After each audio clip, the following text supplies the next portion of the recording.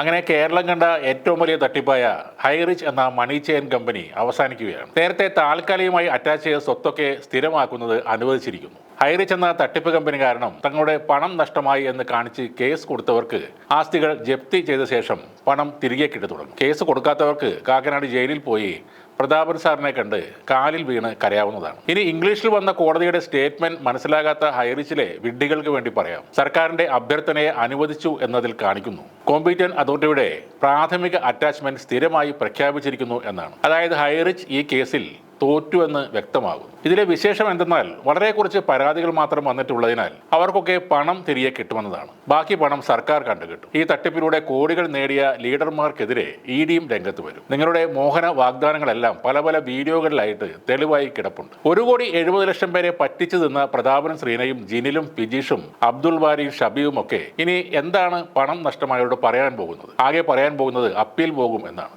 കുറച്ചു കാലം കൂടി ഇവരുടെയൊക്കെ കണ്ണിൽ പൊടിയിട്ട് പിടിച്ചു നിൽക്കാൻ ഇനി അതേയുള്ളൂ ഏക വഴി.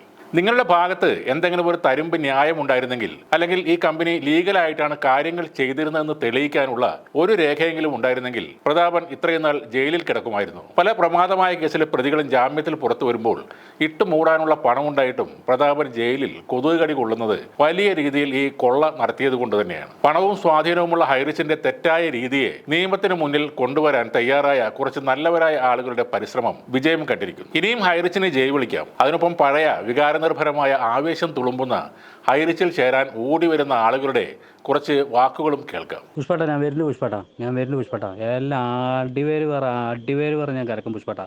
ആണിക്കല് തറക്കാൻ എൻ്റെ റബ്ബ് എന്നെ പറഞ്ഞ് എൻ്റെ ലക്ഷ്യത്തിൽ എത്തിച്ചിരിക്കുന്നു പുഷ്പട്ട. ഞാൻ വരുന്നുണ്ട് പുഷ്പട്ട, വരുന്നുണ്ട് ഞാൻ വരുന്നുണ്ട് പുഷ്പട്ട, വരുന്നുണ്ട്. മാഷാ അല്ലാ, എന്താണ് കാണുന്നത്? വരുമാനത്തിൻ്റെ പെരുമഴക്കാലല്ലോ പുഷ്പട്ട നമ്മൾ പറഞ്ഞ പോലെ നടക്കുന്നുണ്ടല്ലോ പുഷ്പട്ട. ഞാൻ ടിക്കറ്റിന് നോക്കി പോയ പുഷ്പട്ട. ടിക്കറ്റ് ഒരു അടുത്ത ആഴ്ച കിട്ടുന്നുള്ളൂ, നോക്കട്ടെ. നമ്മൾ ഏതായാലും ഇവിടെ വന്നിട്ട് കാര്യമില്ല പുഷ്പട്ട.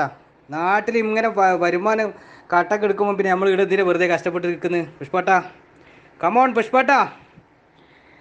ഏതായാലും നമ്മളെ ഹൈറിച്ചിനെ വളർത്തിയിട്ടേ നടക്കുള്ളൂ. ഇൻഷാ അല്ലാ ഹൈറിച്ചിലൂടെ വരുമാനം നല്ല സന്തോഷത്തിൽ മേടിക്കും ഇൻഷാ അല്ലാ. പുഷ്പട്ട റെഡി ആയിക്കോ, നമ്മൾ ഇതാ വരുന്നത് വിത്തിൻ 1 വീക്ക് ഇൻഷാ അല്ലാ. റെഡി ആയിക്കോ പുഷ്പട്ട, എല്ലാം റെഡി ആയിക്കോ. ഇനിയിപ്പോൾ സുഖമില്ലാന്നൊന്നും പറയണ്ട, എല്ലാം ഹെൽത്തി ആയിട്ട് എണീറ്റോട്ടാ.